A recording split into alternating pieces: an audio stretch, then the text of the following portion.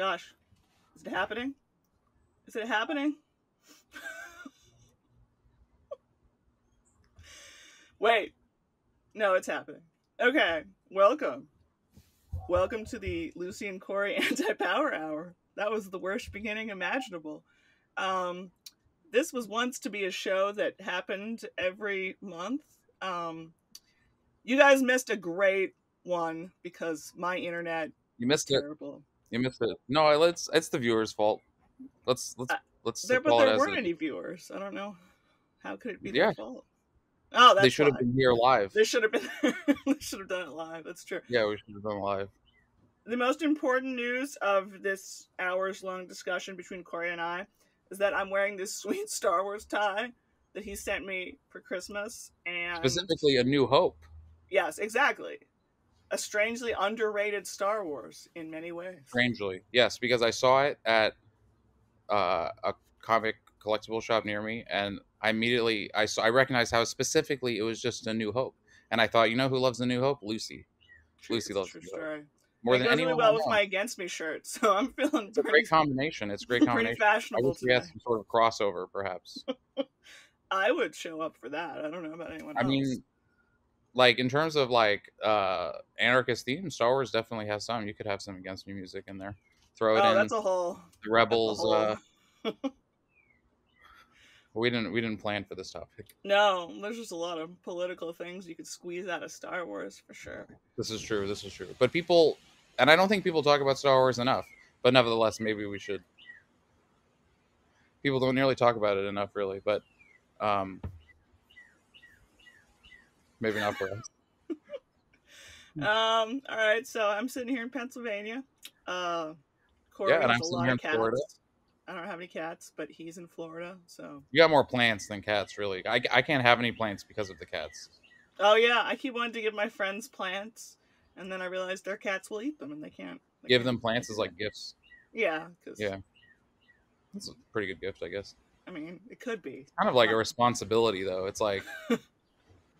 But if you kill it, no one knows. No one cares except for you. The person who gave it to you would know. They come over your house and they see a dead plant. They'd be like, what the fuck? I mean, I try. The secret is don't water your plants that much. Oh, really? Just like... Absolutely. You kind underwater. Of plants? You kind of like have an iron fist with your plants? Is that what you're saying?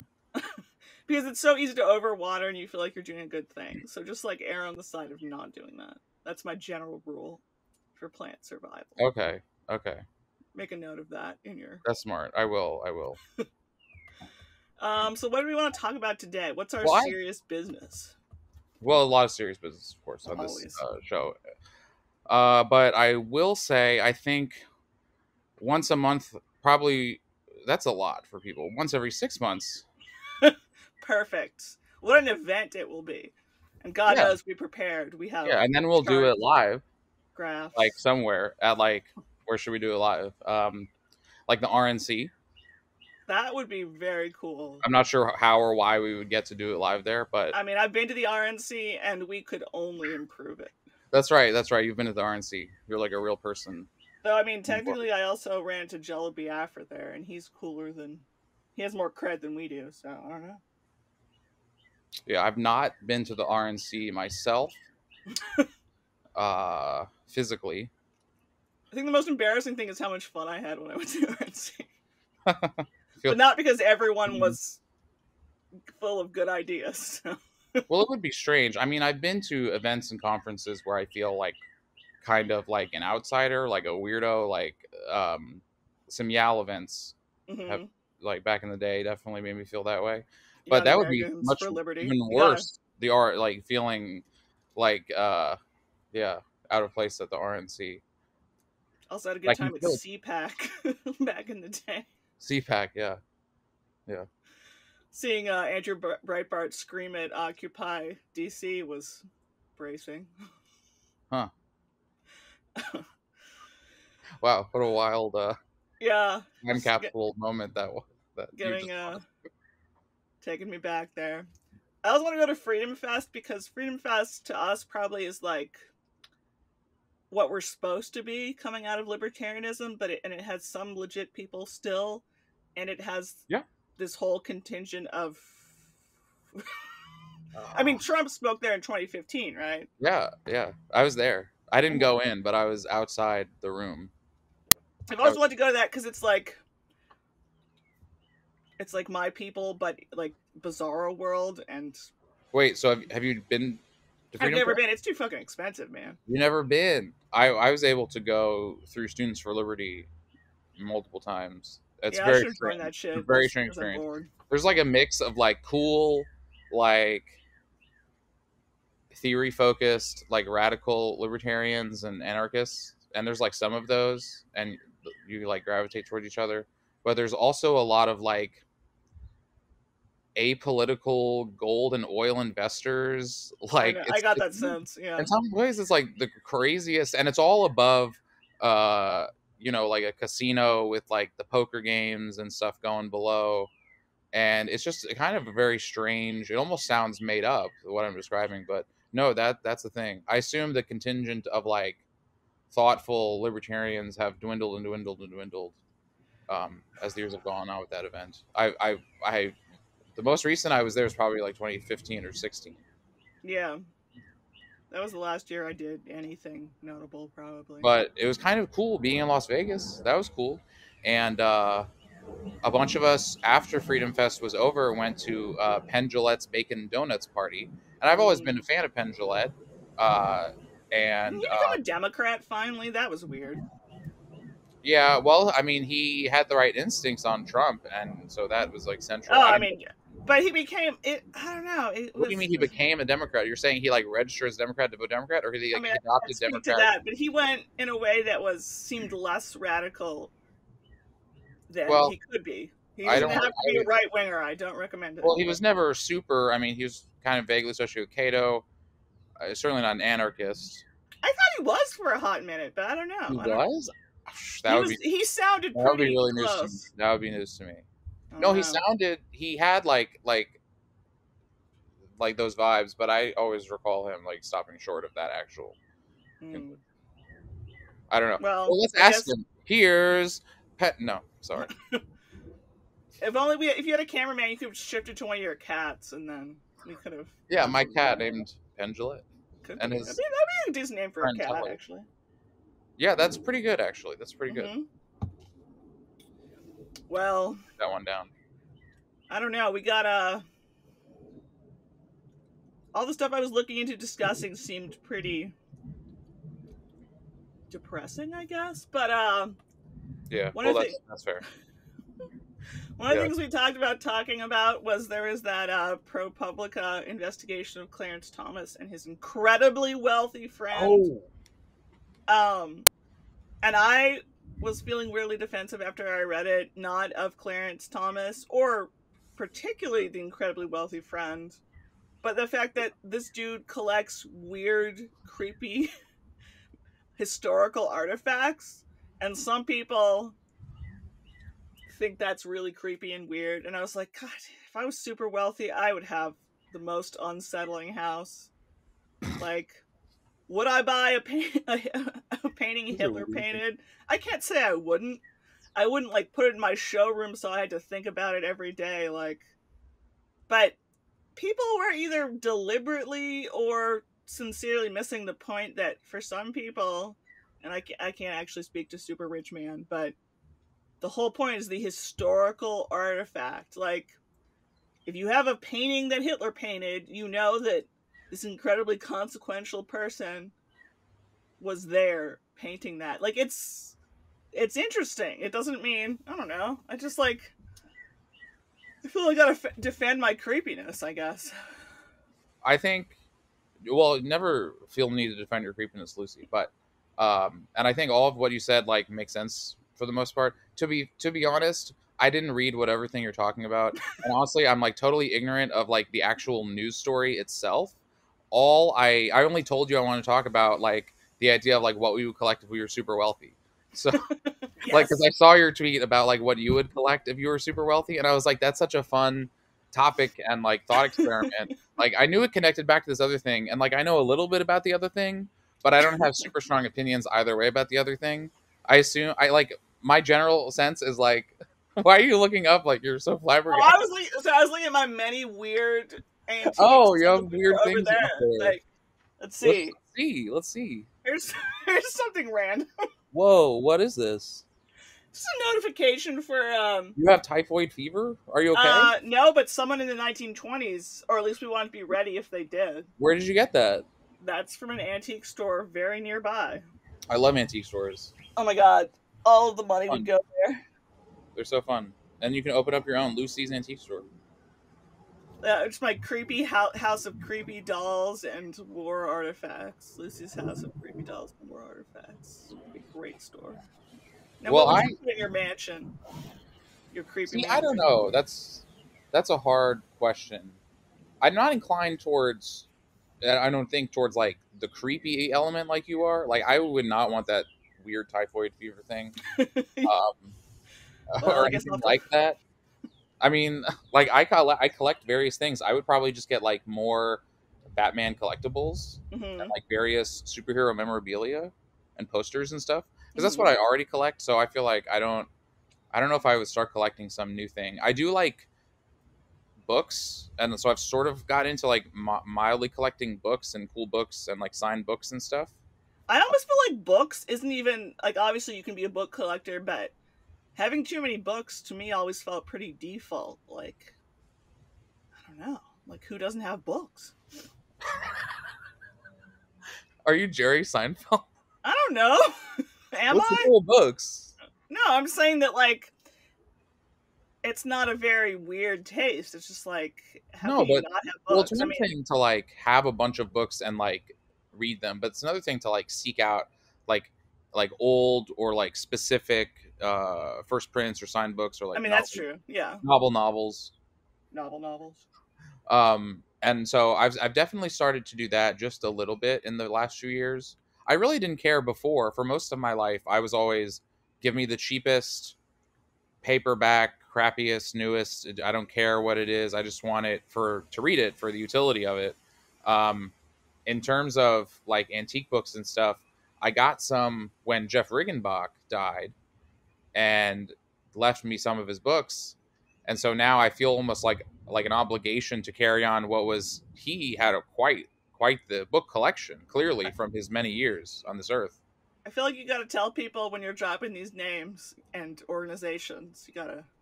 Oh, the organization named Jeff Riggenbach? Well, that organization. Well, you said YAL before, which was Young Americans for Liberty. Oh, I mean, I don't know. Jeff Riggenbach was a major libertarian journalist, 60s, 70s, 80s, 90s, and also is kind of famous for among libertarians for like his like kind of radio voice and like doing voiceover. Like, so he's done a lot of voiceover for like C4SS articles or like other stuff on the internet you can look up. He's like done audiobooks and stuff like that. I don't know that I even knew that either. So the fine people who one day watch this must know. Yeah, you can look it up. He narrated one of my articles for C4SS a few years ago, before he died. And anyway, I got to know him in Houston. He passed. He left me a bunch of his books, and there's some like crazy books in there with autographs. And so I'm like, well, I should like obviously continue on this thing. So like now when I go to antique stores or like bookstores, I kind of do take a peek at that stuff. But books are also really expensive too. Like it's a popular collectible market. New books for sure. No, but like old books, like they can cost thousands of dollars, or signed books. Oh yeah, that's what I mean. Like, so. What do I have over there? Anything? So yeah, you would fill your mansion with typhoid fever certificates and I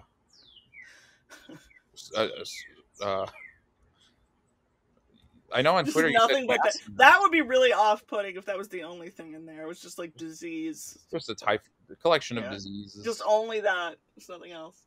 But why are you so into gas masks? Because that's one of the creepier ones where I'm like, Lucy, like what? Because that's one of the first weird antiques that I bought at like apropos of nothing but my own strangeness. Is I have a World War I gas mask, and really? I even bought that before I got into Doctor Who via the episode where there are scary gas masked zombie children running amok. Because like there's just something very evocative about a gas mask. Yeah. And like if you look up old World War One photos, you'll find like horses and gas masks. It's very unnerving in a very a lot of that include, and then my later interest in civil defense manuals about nuclear war. I have a bunch of those. It's also sort of the evocative, the visual, like how unsettling it is and stuff. I don't know. I think it's kind of cool that you collect that and that people collect that, but I don't think I could collect that. I mean, the civil defense manuals are sort of my favorite thing, because American ones are very cartoony, often, or like even the font looks sort of wacky, and it's about just like the worst thing that humanity could ever do is if there was a nuclear war. So it's a really bizarre juxtaposition. Generally, I like animation and sort of visual things now a lot more than I did as a child, so I just keep following that, I guess, down a weird road. Yeah, try not to give Starbucks free advertising. Against me shirt and a Starbucks, we can't be doing that.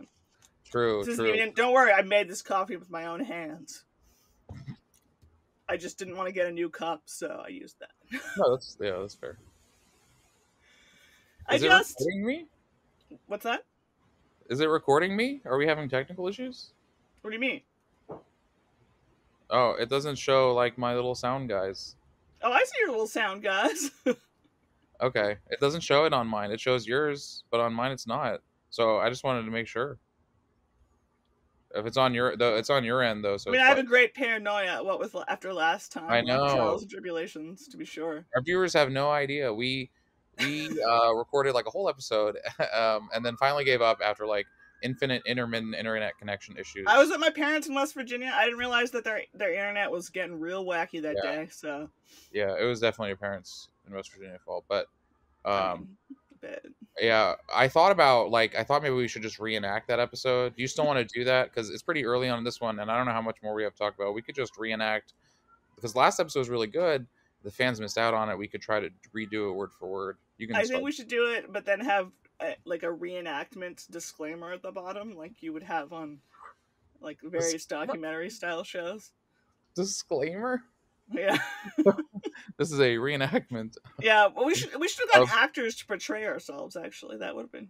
Oh yeah, I'm getting like real rehearsal vibes. You know, like that Nathan Fielder show. Did you watch that? Oh, it's really good. Okay, you should. You would like it. It's definitely your creepy, weird, obscure whole vibe. I do. That's sometimes that's my vibe. That's another thing where I'm aging either if not backwards, but sideways. When I realized that, like, aging sideways, what's that? I just like cute shit and morbid shit, and you like the polarities. I do. It's a very hot topic vibe, turns out. Nice. And I'm an adult, but you know what? That's okay. No, but I don't want to give a super rich Republican who hangs out and with Clarence Thomas the benefit of the doubt as much as I might. I don't care to do that, but I just think there's a subjective taste line. Oh, and speaking of books, okay, I saw a tweet in response to this whole minor kerfuffle. Somebody straight up claimed that they studied Nazi Germany for like 30 years, and they have never read, nor do they possess a copy of Mein Kampf because they can get the information elsewhere. And sure, you can get a lot of that. Technically, you can't get every word elsewhere, but like, I hate to use the term virtue signaling because the right has also taken that and strangled it and beaten it and made it a thing. But like, what a virtue signal that is. I would never read a historically relevant book. I would never touch it. Yeah. You know, I would never buy it. Like, there's no Hitler family getting the proceeds, I promise. Like, that's very weird. He doesn't get anything out of it. I have read about 35 pages of Mein Kampf. I was getting a little bored. I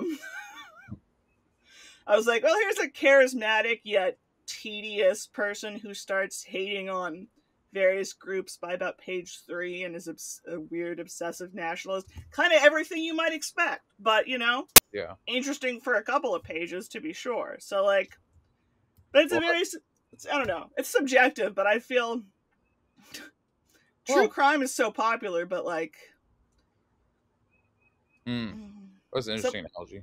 Yeah, I mean, I always felt slightly like it's more acceptable to be into like World War II than like Jeffrey Dahmer, but it's more that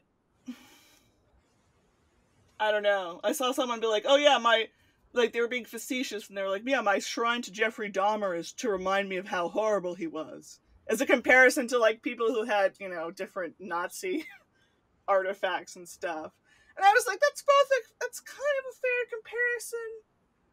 But just don't be a creep, and don't be obsessive, and if you're only focused on Nazis, and it's like a lot, then that's a little excessive. But I'm sorry, it's interesting. Yeah, no, I totally agree. I mean, I've never read Mein Kampf, but I wouldn't be opposed to. I think it might be interesting. As I say, it gets a little tedious pretty quick. Well, maybe it's not worth it for that reason, not for the reason that. But the idea that you can't have it in the house because it's. Yeah. You're giving it too much power. I mean, it's a powerful thing that happened, but the book is a totem. It's not. Yeah. There's nothing like inherently, like reading about bad things that have happened, or reading about evil things that have happened, or evil ideas that people believe, directly from the sources. Why does that imply any inherent position either way on that stuff? And in fact, if you're opposed to that stuff, then there's kind of a know your enemy type logic to thinking it's worth engaging with it on some level to some point. You can be a little obsessive. Again, everyone has a line somewhere. Yeah. I try to tell people this all the time. Be it cancel culture or speech or what have you, someone's line is somewhere. And like, I don't know. You can be creepy. You can be distasteful. There have been controversies of people like taking selfies in front of Auschwitz and like, because they were young, dumb tourists, and like, I don't know, be a little more respectful and stuff. But like,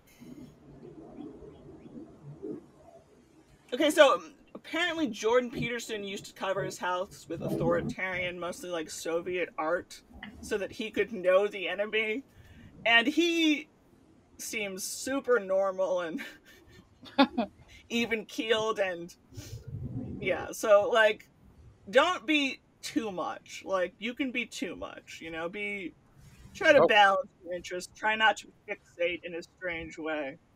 Oh, sure. And I'm sure some people have more affinity with certain things they collect than other things than they collect. It doesn't mean inherently collecting like certain things or having them as parts of your collection again, is like inherently wrong or inherently indicative of like agreeing in some way with it. In the case of this, whatever that's going on, the person in question, I'm sure they have more affinity with certain weird historical artifacts that they collect than others. Perhaps some of the Nazi stuff, I have no idea. I don't really care. They seem like a jackass either way, regardless of the existence of their collection.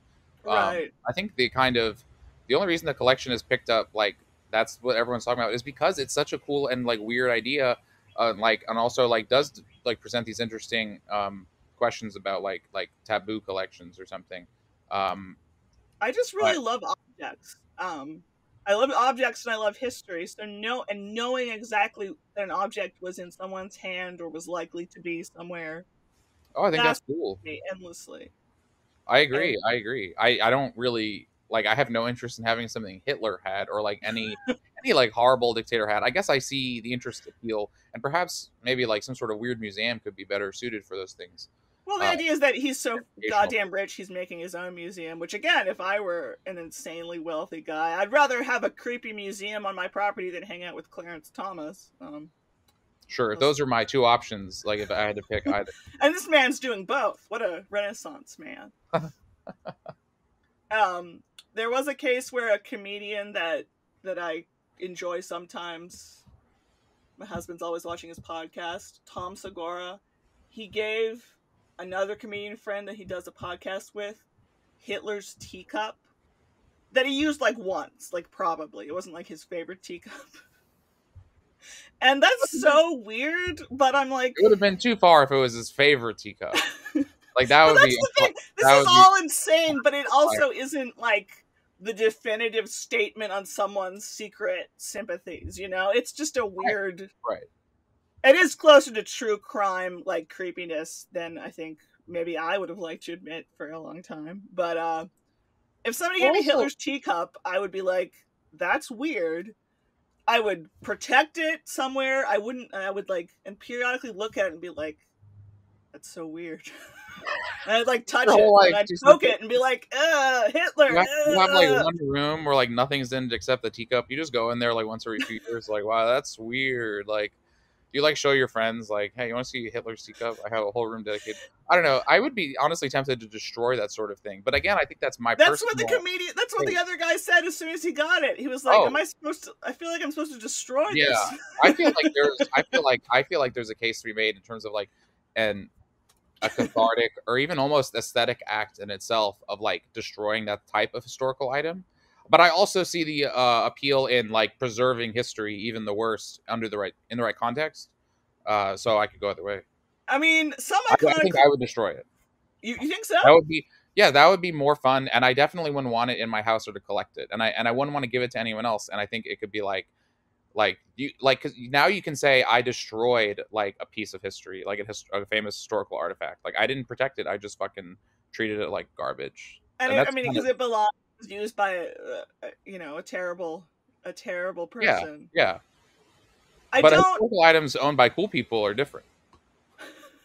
I had a discussion with our editor guy at Non Serviam about those climate protesters who were throwing soup and oil and other stuff on paintings, and they were all protected. So, right, as far as I know, they were undamaged. And I was saying, like, admittedly, like if they damaged like a Van Gogh painting, I'd be a little upset because. And he was like, "Why? You know, there's a million copies of it."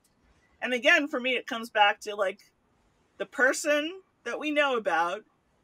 This design came out of his head, and Van Gogh's whole thing was like those crazy thick globs of paint and stuff. I don't know. It's not the most important thing on the earth, but like, yeah, I want to preserve that. I do, as much as I'm not super familiar with art, more modern art, such as smashing Hitler's teacup. I would support your art installation where you smash Hitler's teacup. That would be kind of cool. It's true. I can't argue with that. I often ask people what, and this is directly relevant to the conversation. I'm curious what your answer is. I don't know if we've discussed it before, but what historical item or object from history would you own if you could just pick?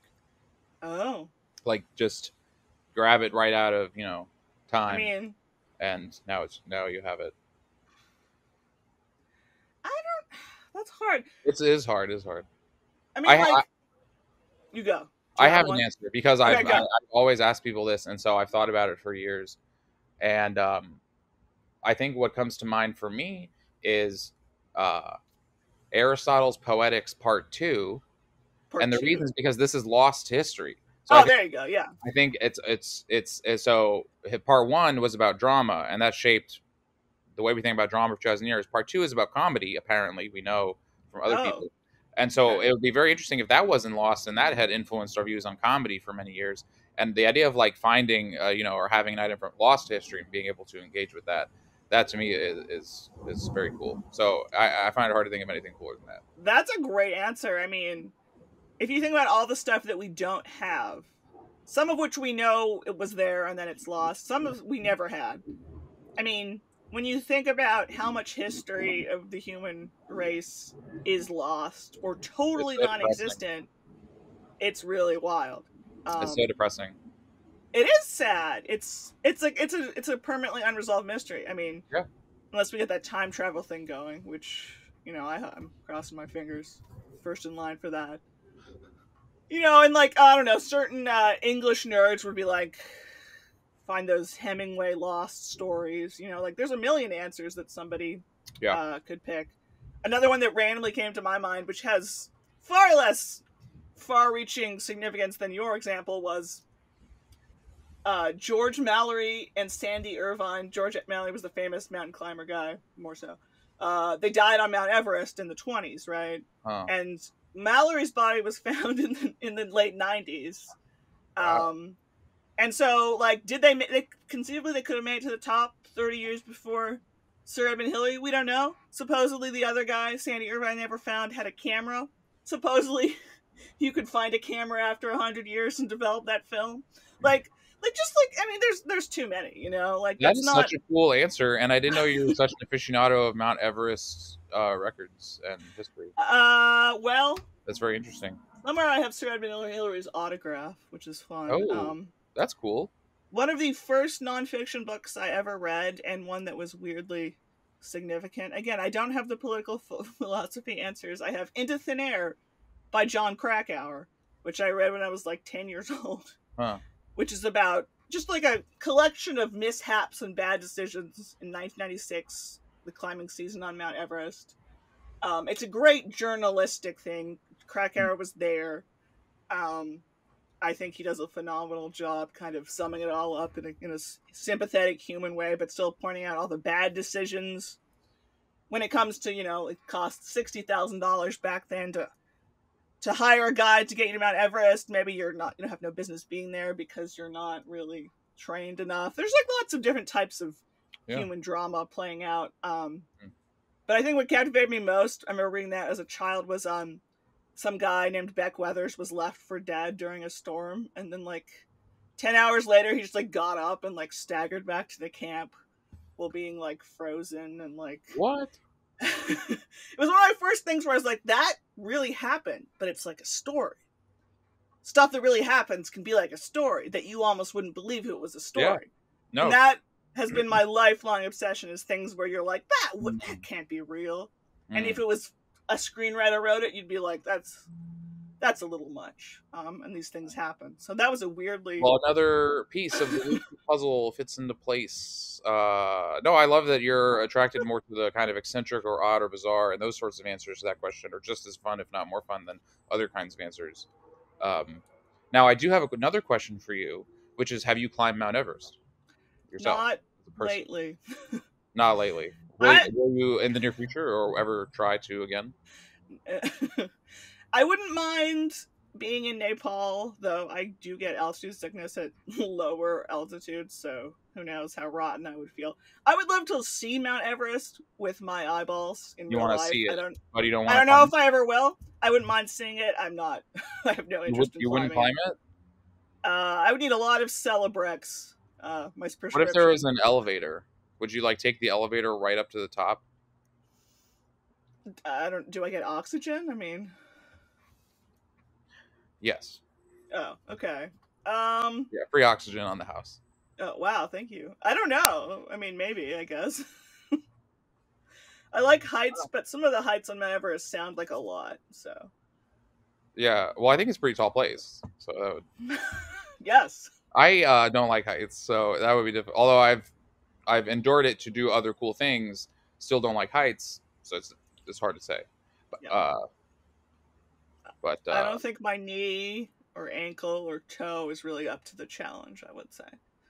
But also they say that Mount Everest's not even that hard. You know, if you want to be a badass, you climb like K2 or something, which is the second highest mountain. They say climbing Mount Everest isn't that hard? They do say that. Who's they? That mountaineering people. Well, wow, life must be easy if you think Mount Everest is not that hard. It's not like the most difficult technical climb by far. It's definitely not. See, I don't know why I know things like this. I appreciate being educated about the mountain climbing community and their consensus viewpoints about which mountains are the most technically difficult to climb. Yeah. So should we talk about something of yours like tuned into? I don't know what they tuned in for. That's true. We could have a lot of mountain charisma aficionados tuning in as just coincidentally that. So here's to you, mountain climbing aficionados, listening to us and watching us. I think. To me, it all comes back to sort of what's a good story, and to me, a lot of the time, a nonfiction thing is a good story. Not that I don't love certain novels, but I agree. It's crazy to me how much stuff happened that does seem like fiction, but it really does happen, and it really will continue to happen things that defy belief in that way. I mean, my favorite like nerd activity with my parents is to watch some movie that's like advertised as based on a true story, especially if we don't really know what it is. Watch it, and then I immediately have to look up like how much reality is attached to it. Yeah, for sure. It's a fun pastime.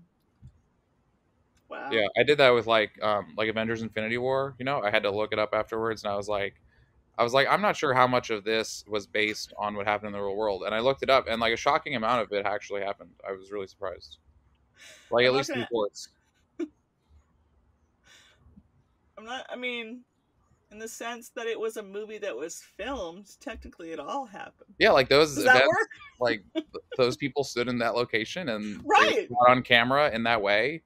And the trees were there behind them that way. And well, I mean, even the trees, I'm not sure. I mean, yeah, like, we can't true. really. That's true. And their clothes are probably CGI. I mean, yeah. And their hair. I mean, yeah. But still, it's more historical than I thought of by virtue of the fact that people went there and did things. It's more and that was captured on camera. Yeah, this is something captured on camera, not a drawing.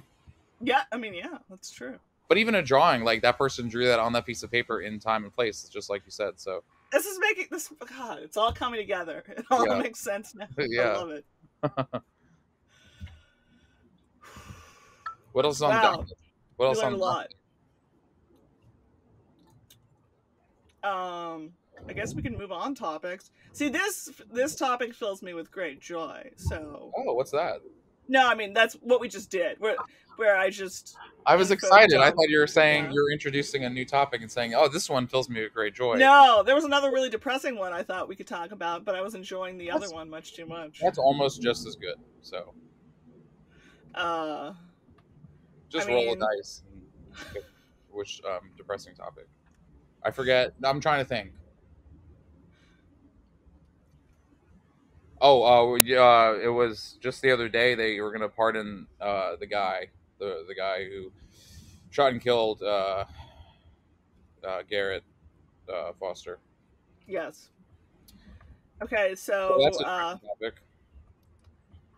Back in 2020. It's been that long now? Wow. I believe so. It was the height of the George Floyd Black Lives Matter protesting. It seems like not that long ago. There was a guy who was actually known in libertarian circles, and he was a member of the protesters. He was there with his fiance. He was open carrying a rifle, which I'm officially convinced now is a bad idea.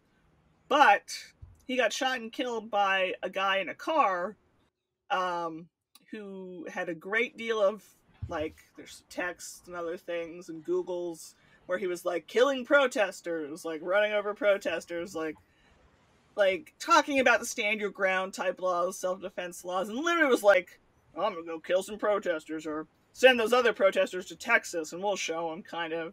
So some stuff that looked really bad for him at his trial. And also when he was arrested, he said that he wasn't pointing the gun at him. Right, yes, but he didn't do that. Said he didn't want to let him aim the gun at him. So right, which crazy. Is a problem when it comes to That's a problem. Using lethal force if the guy hasn't pointed a gun at you. And this is the problem with open carrying. I'm exceedingly pro gun rights, and I even think that the jury, as far as I looked, I didn't exhaustively look into Kyle Rittenhouse, but as far as I can tell, I think the jury was right to make that decision, but that he should never have been there. He's a dumbass, his mom's a dumbass, and his being there did cause the situation in the sense that open carrying can make you look like a threat to people who are even, well-meaning. One of the guys, the guy who hit Rittenhouse with a skateboard, I think the second guy to be killed, sure seems like he was really well-intentioned and thought this was some guy, up to no good with a gun. But in the moment, I can be like, okay, I get that was not, but I still judge him for being there in the first place. But now you have a whole contingent of conservative people, conservative media, who are in favor of Governor Greg Abbott pardoning Mr. I'm going to run over protesters guy for killing our libertarian friend. And even Kyle Rittenhouse himself was in favor of this pardon, when Kyle Rittenhouse is closer to the guy who got shot than the guy who did the shooting in terms of But the whole thing seems to come down to, if you are with the protesters, then you're a threat. That's what it comes down to. Rittenhouse was against the protesters. So it's not even about gun rights. It's not even about open carry rights. It's about, if you're against or in favor of Black Lives Matter. So it looks really bad. Yeah, I don't think there's much genuine effort to hash out the specifics of the cases, but just a matter of punishing political opponents. I mean, it's just weird because in terms of libertarians, okay, I have the Balco thing open now that he wrote on his Substack. Yeah, he had a article. It was very good. I mean, Republicans have most of them will be like, libertarians, you're on our side, Those damn Democrats are going to steal our freedom. You're with us. But really, when it comes down to it, again, if you're with Black Lives Matter, if you're a black guy, one of my favorite heinous examples is Philando Castile.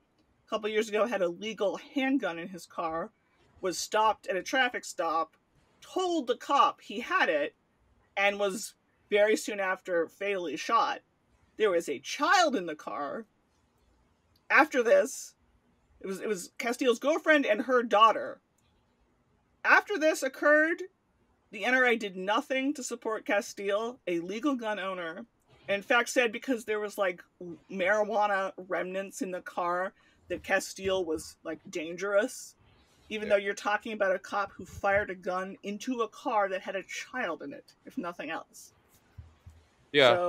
There's I'm reminded of the C4S article by Thomas Webb, who makes a great distinction between our gun culture and gun rights. Okay, I haven't seen that one, actually. I mean, the gun culture is horrific and not totally in favor of gun rights, but more about a certain vision of one's in-group and one's political enemies. And that's I'm going to look that up because that's intriguing. Yeah, it's good. The article's called, I think, Gun Culture versus Gun Rights, or something like that phrase. It's on C4S. Okay. I'm going to link that. And it's just a useful distinction. It really clarifies the problem. I mean, organizations like the NRA claim to be for gun rights, and it's really only for certain people. It's unfortunate for people who really do favor gun rights. It is. And, of course, when you try to speak to a Democrat or sort of a mainstream type like that, and you say that you're more in favor of gun rights than the NRA is, it's kind of hard to sell that viewpoint to those people because it comes off very confusing. Yeah. But again, Ronald Reagan, anti-gun law in California because of the Black Panthers, a direct response to that. Balco goes over other stuff, recent stuff, where, if any sort of Antifa style, I don't know specifically, people would show up with armed to certain drag shows because there have been threats and there's this insane moral panic about it, and that's a big deal. But the opposite side being armed somehow isn't. It might not be very wise at all to bring that gun like he did to that protest like he did. Might not be wise. It doesn't matter in terms of the lethal force that was used or the morality of who's in the wrong in that situation. I mean, I do think open carrying, especially a gun like that, you can sort of create more of a problem. But that's not a right. That doesn't excuse every reaction to it and stuff, certainly. Right, yeah. Yeah, as Balco points out in that article, I think right, he was that could be used as a defense in every open carry state whenever anyone's walking around with a gun at all, right? Like, you might do this, or that would be a strange sort of way to think about it. I mean, if there's nothing, and really the worsening examples of the whole gun culture versus gun rights thing with the trans mass shooter, and now other attempts to make mass shooters say they were actually trans, and all this stuff, and I mean, there's just such outright explicit calls to disarm trans people on the grounds of being trans, and by extension on the grounds of being mentally ill, right? And saying that people who the government deems mentally ill or people who identify as trans or both apparently don't have gun rights. So I mean, I've been seeing Sorry. Oh no, it's an unfortunate development. I've been seeing for years, like I remember Ann Coulter, 10 or 15 or even more years ago, basically saying after a shooting, liberals are talking about gun control. We need, it's the ACLU's fault because they made it harder to involuntarily commit people. And it's like, Oh my there's God. no principle here. It's never been more obvious that there's no coherent principle at work. I mean, and theoretically, that's an ideology that could bite a conservative in the ass at some point, but they're so blithely in favor of, well, Very much so, because it bites them in the ass in a very first order way, because it disincentivizes people from getting mental help and seeking that kind of help that they need on risk of losing their rights, gun rights or other rights. Or even more severely, their entire personhood rights to Yeah, freedom, I mean, to choose their medication, what have you. I think we desperately need a mental health system that is non-coercive and doesn't have the threat of involuntary, indefinite detainment hanging over it. Because what a disincentive to request help that is. My God. yeah. Including for people who, we're rather, like, we might be concerned about somebody who's like a pedophile, somebody who is having violent impulses. As unpleasant as it sounds, the setup now is wait for them to do something horrible. Yeah.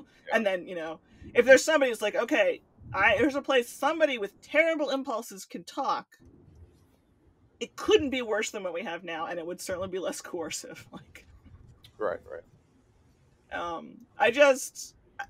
I'm not really shocked anymore, I guess, by the Republican, but it's just Rittenhouse thinks he's the guy in the car who shot.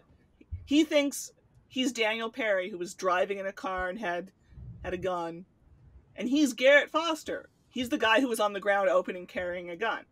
But again, if you're with the protesters, somehow it's Yeah, and there's another level to this too. As someone who wants to see prisons go away as a way of dealing with problems in society, but pardoning of that guy has nothing to do with that, and has nothing to do with alternative ways of restoring justice. It just has to do with setting a precedent to make it easier to kill protesters or otherwise harm them using your cars, using your vehicles. Right. That was the other thing. So I think that's a huge part of it, and it's seen as okay because if you're my political enemy, then you have no right to protest where you are, apparently, and so anything I'm doing is really self-defense. It's this kind of tortured logic, and yeah, I think it has to do with that vision. This was like a very commonplace sentiment what that guy was saying before he rammed his car into the protesters. I've seen it often. Vaguely wanting to do that in life as a form of cathartic expression or something, when it's actually just like this murderous impulse. And it's such a bad sign. Like, I see a lot of people like fanboying about roof Koreans, which are the there are photos from the Rodney King riots in Los Angeles. Yeah. Generally Korean, like, convenience store owners with some impressive looking guns on their roofs. And like, that was a really violent, really dangerous. There's like 50 people died in those riots. Like, I get being frightened and sort of vigilant, but the way that the roof Koreans, I hate even saying that, it's like, it creeps me out, are talked about like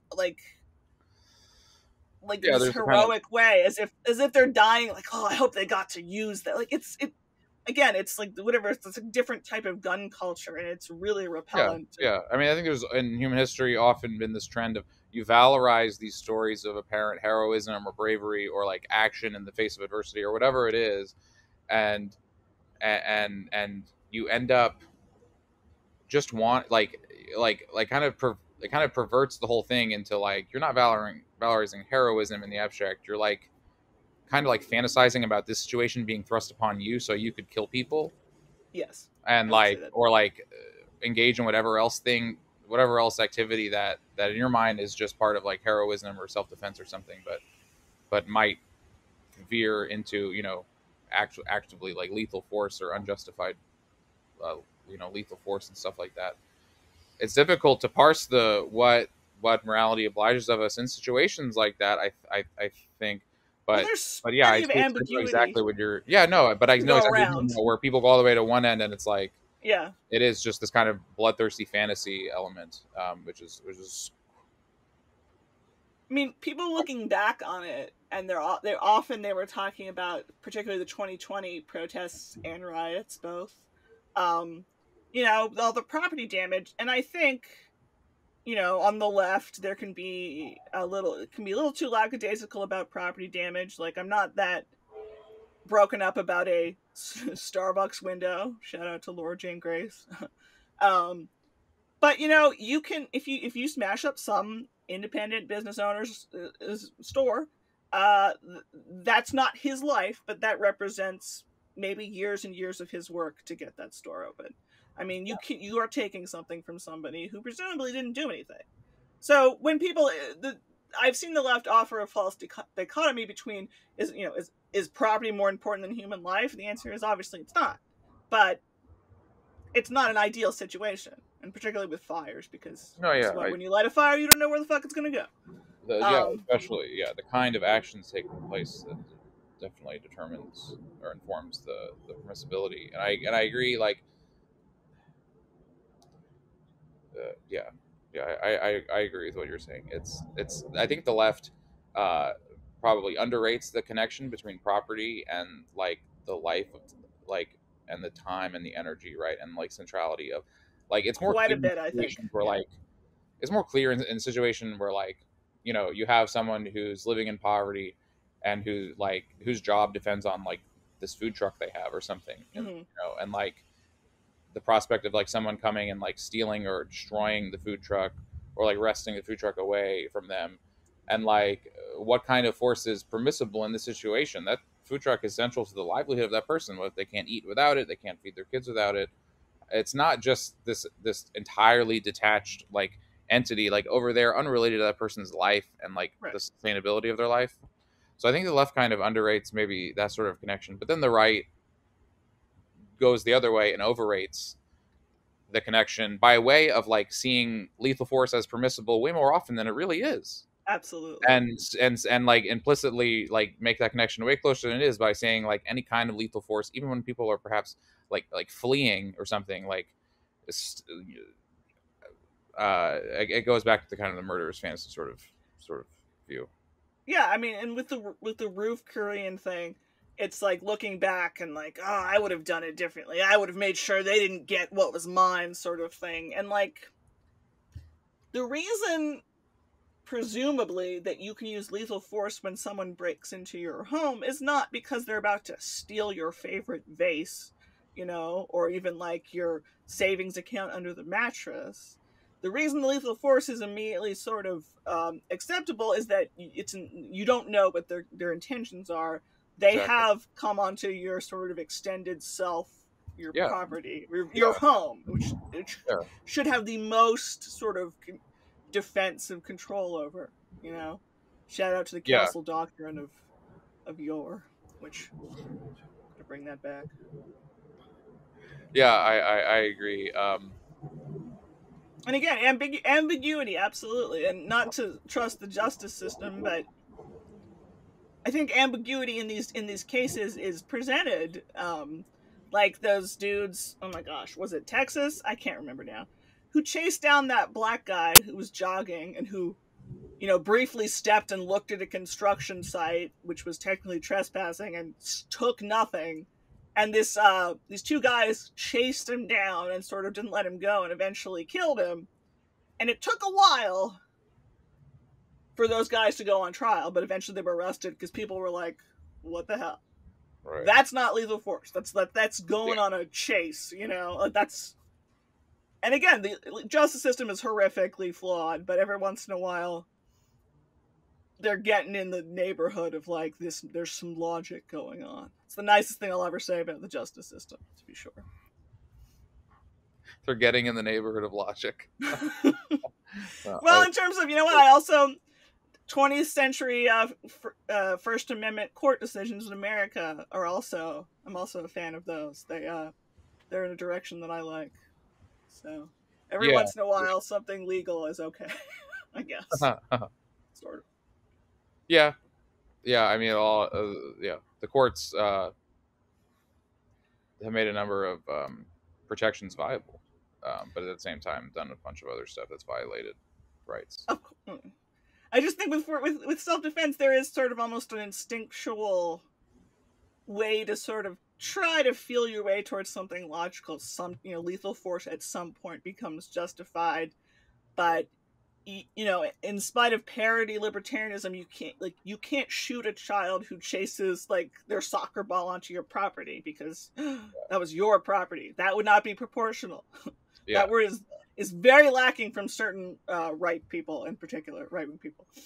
Yeah, I agree. I don't think you can make sense of defense without also having a notion of proportionality. They're connected. They kind of go hand in hand, and I feel like some people have this view of libertarianism centers property rights, a certain conception of property rights. But that doesn't mean you have the right to do anything you want to anyone on your property. I mean, you have the right to exclude people from your property, but you don't have the right. Which is not all of America, you bordertarian fucks. Oh yeah. Well, that's a whole other. Do I sense anger and? Well, yeah. No, I mean, I think I think those are even more tortured arguments to spit border controls out of libertarianism, but that's really a whole can of worms. But I just will say that people confuse the right to exclusion with a right to do whatever you want, including up to killing. It doesn't make any sense. There are situations where killing can be defensive, but and if you're not trying to avoid that almost as much as humanly possible, I also don't trust you. Yeah. Again, if you feel like you're dying to do it, which this dude, the hell's his name? I don't care. He sucks. Perry. Daniel Perry. Yeah. There's, that's one of the reasons they convicted him is because he kept writing stand your ground. Ooh, self-defense. You could get away with killing protesters, I bet. That's one of the reasons they didn't buy his account of events, Yeah. I don't trust the bloodthirsty. Yeah, it definitely seemed like those were reasons to discount. Because normally, I mean, I think you get into weird issues where I think a legal system often effectively creates thought crime, and to where an act is punished even further because of the thoughts that we think were associated with performing it by that person. Right. Yeah, but here, that's not exactly what happened, because those things were used as evidence to figure out what happened. To diminish his credibility. In terms of him driving into the protesters and who put their gun up, or if at all, and things like that. So right. Those things can be useful in determining, and in terms of credibility, like you said, I totally agree. Yeah, I mean, the legal system is strange because, I mean, I always thought hate crimes were strange to, as an added sort of thing to slap onto, a murder. But by this, I mean, you could also make the argument that, first degree versus second degree murder, that's almost the thought behind it is part of that. Or, in certain legal decisions, the one that protects the right to flag burning in America.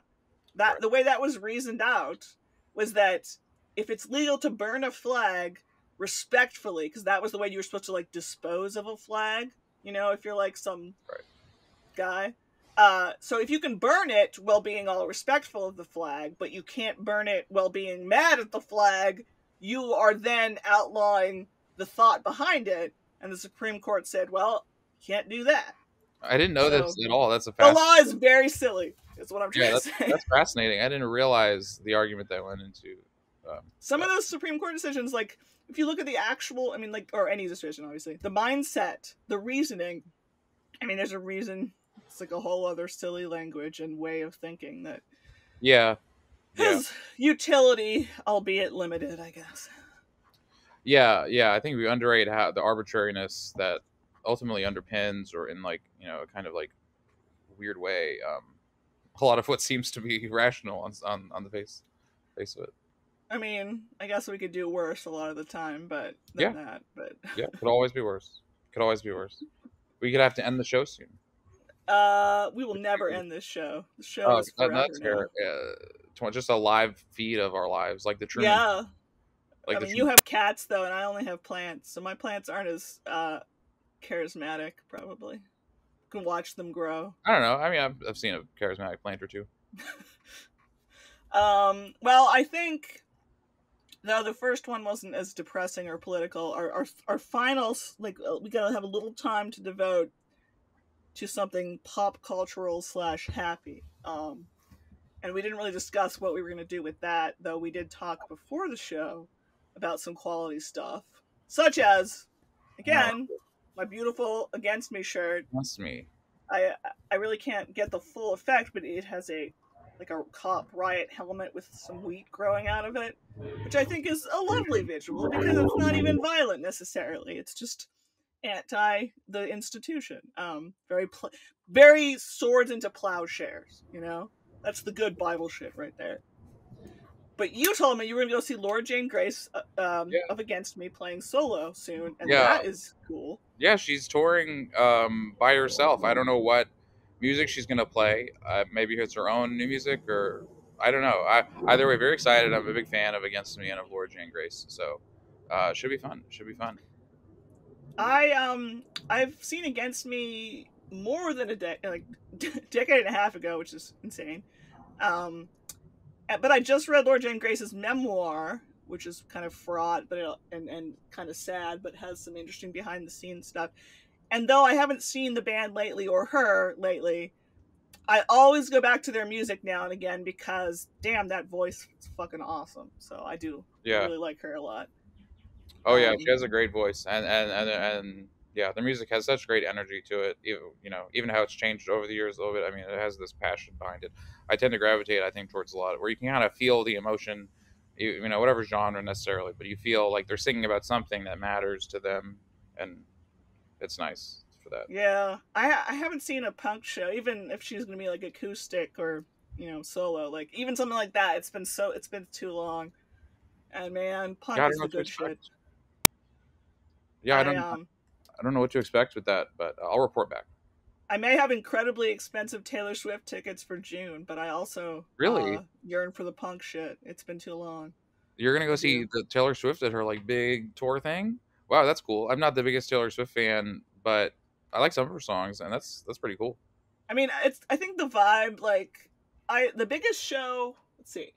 I saw Simon and Garfunkel, old-ass, excellent Simon and Garfunkel, the early aughts at some sport. It was pretty big. I saw Green Day. We discussed them before. Yeah, very jealous. Also in a very, was it the hockey? It was a very large venue. But Taylor Swift is playing at the football stadium here, so it's going to be absurd. At a literal football stadium? Yeah, my tickets are terrible, I think, but the whole vibe is going to be kind of a new thing. I love enthusiasm. One time I almost wanted to go to a World Cup final game with my one friend, and I have no interest in soccer, but any big crowd of people who are really excited about something is sort of inherently interesting. But yeah, for sure. You reminded me of one time, me and my wife, we took my sister-in-law, her sister, to WrestleMania. There you go. Wrestling event of the year. And that was the thing where she didn't really know, she wasn't really into wrestling, but the energy is intoxicating, and she got into it just as much as everyone else, the matches and stuff. I've gotten really exhausted by sports because I live in near or close enough to Pittsburgh, which is an incredibly sports heavy town. I have family that worked in sports broadcasting, so I was never super into sports. But in general, there's something fascinating about enthusiasm, especially when it's non-bad enthusiasm. It's not politics. It's not a mob convening on some victim. It's just a weird enthusiasm for something that you have no interest in. Is therefore kind of fascinating to me, I guess, because I don't know. So what I'm saying is I will go see wrestling with you. If I'm ever in the neighborhood, if it works out, let's do it. They announced WrestleMania next year is in Philadelphia, so that's closer. You used to constantly accuse me of living in Philadelphia, so I'm glad that's a weird way to put I would be going to Philadelphia and be like, oh hey Lucy, we should meet up. and like not remembering that you live in Pittsburgh or near Pittsburgh. I didn't It's a like solid 6 hours away. Lucy, you live in Philadelphia.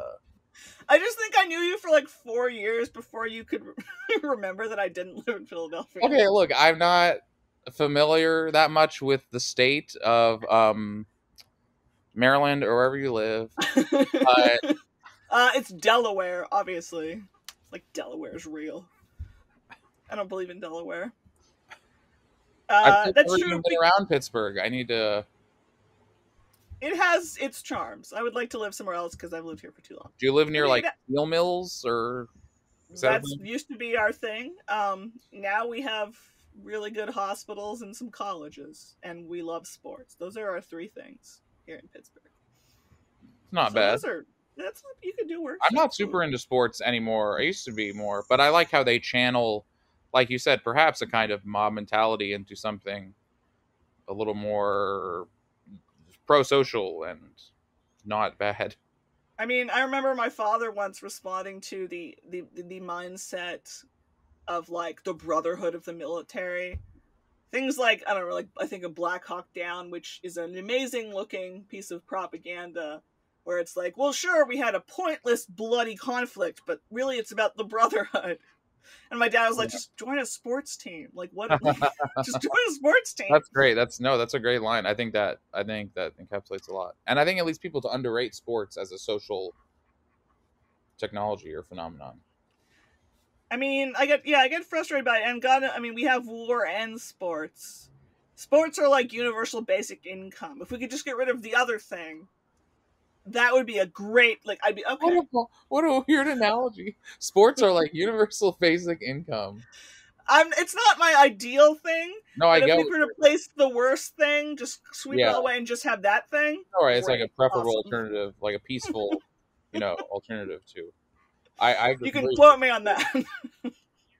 Okay. My expose of you no and one your will understand. Creepy mansion and your weird analogies, creepy analogies. I mean, if I'm known for that in my life, on my grave, that's fine. I could do worse. Lucy, use your creepy analogies. Mm-hmm. Absolutely.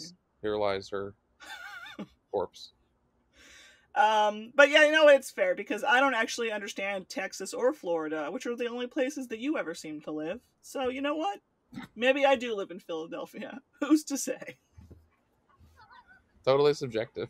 Mm-hmm. Could be. I mean, isn't geography and place names really subjective? No, it's not, but that's fine. Damn, okay. But pencil me in for the next WrestleMania is what I'm trying to tell you. I think that'd be pretty sweet, because not as good as you've never seen any wrestling at all. You'll just go in fresh. That's a good I believe I was messaging you about this, and I was trying to think, like, how many wrestlers in human history could I name? And the answer is what? Like 4, 5, maybe? Andre the Giant is my favorite, but that's because of The Princess Bride, of course. Yes, dude, I love Andre. As a kid, I would always rent the Blockbuster tapes with his old matches on them. And I've never seen what that looks like. He's so great in The Princess Bride. Oh yeah, he is amazing in The Princess Bride. Love that movie. Hold on, let me try. Is Andre the Giant the 4? He's kind of like 4 man in 1. So is that what you meant? Perhaps. Like Hulk Hogan. That's not a wrestler. Said, oh yeah, a lot. Randy Savage. Hulk Hogan's not a wrestler though. It's a common misunderstanding. He's a politician. I see. Yeah, nothing to do with wrestling. Just like a misunderstanding. Okay, I'm gonna have to check. I'm gonna have to fact check. Randy that. Savage for sure, who also played Bonesaw in the Spider-Man movie. Which one? The first one with Tobey Maguire, and he goes and wrestles. Remember that? Oh yeah, I rewatched that like last year, and I thought it held up pretty well. Oh yeah, I love those movies with a deep passion. I need to rewatch the second one because I think Tom Holland I love his portrayal, but he never got a movie as good as those first 2 Tobey Maguire ones that are very. I had a new appreciation for William Dafoe's phenomenal camp insanity performance and stuff. those movies are just well balanced between like campy and sort of the danger is real. So yeah, and heart too. I think that's a big part of it. It's like camp and heart and sentimentality. I don't dislike Tom Holland as Spider-Man, but his movies aren't as good. Yeah. I wish you'd have a better like standalone movie because I think he's so great. Yeah, Tobey Maguire is the emo Spider-Man after all. But that's a compliment. Depends. Depends. It led to those great Bully Maguire memes. You ever see those? They're like edited shorts on the internet where it's like, it's like, have you seen Avengers Endgame? Yes. It's like the portal scene, and like instead of whoever, it's like he comes out Bully Maguire, and he comes out like doing the finger guns, and like Thanos is like terrified and like retreats just because of Bully Maguire like showed up. They're really funny. They're like honestly really good. Those memes those movies have led to lots of memes. Okay, that's good. Yeah, it's helped their cultural staying power. I just met Sam Raimi last weekend, and I got my Spider-Man 1 movie poster signed by him. That's weird / rad. Yeah, it was amazing. He's a really sweet little dorky guy, really. And he signed my poster, and we chatted for a minute or two. And he wrote on my poster, "Be responsible." So like kind of a version of "with great power comes with great responsibility." Yeah, I think that was definitely the idea. How do you like? I've actually only ever seen Evil Dead 2, and I saw that last year for the first time, and I thought it was pretty rad. So I haven't seen any of the Evil Dead movies. You can definitely skip right to 2 and kind of go with it. I'll watch them at some point. I've never been big on horror, but Sam does a lot of superhero movies too, so I've gotten through those. It's funny because he did a panel this was at MegaCon, like this big kind of comic pop culture convention every year. Yeah, I saw some photos that looked like a good time. Yeah, it's a fun time, and Sam Raimi was there, and he did a little panel, 45-minute talk and Q&A sort of thing, and it was called the Master of Horror panel, and they played a trailer for the new Evil Dead movie, which he's producing, I guess, and then they asked him a question or two about Evil Dead and those movies, and then they went to Q&A. And so I waited like an hour to get into this panel so I could get first on the Q&A. So this was really awkward because the whole panel was like Master of Horror and like a trailer for Evil Dead and all that stuff because he's like really famous for that. But I happened coincidentally to be cosplaying that day as Reed Richards. So I was in the Fantastic Four costume. And for people who haven't seen, he was in Sam Raimi's Doctor Strange Multiverse of Madness last year briefly. I haven't seen that yet. I really enjoyed it, and so I felt really awkward that I was like dressed as a superhero, and I asked him about like what he likes about superhero movies because he's did Spider-Man and then Doctor Strange. He also did Darkman, an obscure '90s film. I've heard of that. And so it was really kind of amusing actually because then some other people asked questions, and they were also about the Spider-Man movies. So I felt less bad. Like they just didn't really get that the audience would more be superhero fans than horror fans, even though there are some horror fans in MegaCon. Yeah. But it was all about like Master of Horror, and then no one asked about Evil Dead at all. So I bet I could have wrangled up an Evil Dead related question, though I've only seen Evil Dead 2. Again, it's not super scary. Can you summarize Evil Dead 1 for me? I haven't seen it. Oh no, I'm saying that should have been your question to Sam Raimi. Right, yeah, no, I was like, well, I don't really understand because Evil Dead 1 has some is less comedic horror, but it's like partially the same movie. It's very confusing, but you can just skip that. And Evil Dead 2, Bruce Campbell is just such a journey. I'm kind of a completionist. I think I'm going to start with. I'm not going to take your advice. Okay, well, you must follow your dreams. Yeah, you must follow your heart. Did you ever watch Bubba Hotep, where Bruce Campbell plays Elvis in a nursing home? No, it sounds fun though. It sounds good. Yeah, I need to rewatch that. Sounds solid. Bruce Campbell had a brief role in Doctor Strange and the Multiverse of Madness. There you go then. Pretty funny. It's all coming together. Yeah. All right, this podcast is dedicated to Bruce Campbell. Imagine if that was the last thing that people ever saw of us on the internet. What? I don't know. Right after I say that, it must feel weird. You are creepy. Oh my god, how did I end the last podcast? Who knows? Just end every podcast being like, what if we died right now, right after this line? The audience won't know. And life is heavy, man. That's a heavy thought. Yeah. Yeah. Dear God. Where should the people find you on the internet? Like, where This you? stuff. You can just Google my name, and my writing is scattered across, or on Twitter at Cory Massimino. Very good. We have a proper bumper about Non Serviam, which, if you'd forgotten, which I did, this podcast is under the Non Serviam banner. How did you forget? I don't know, because wait, where can people find you on the internet? You didn't do your thing. Who knows? Lucy Stagg. I need to go back to Substack. I don't like newsletters. They're Lucy really Stagg fraud. on Twitter. On Twitter, you didn't even clarify. Yes, thank you. Well, you can be my hype man, my PR guy. I'll pay you in your hype man. Wrestling action figures, maybe. That's not bad. I have some of those. I would accept some for sure. Depends on which. Okay, so are we gonna do this again this year? What do you think? What, like talk? This conversation? Like, this exact conversation? No, not this exact reenacting conversation. Stuff?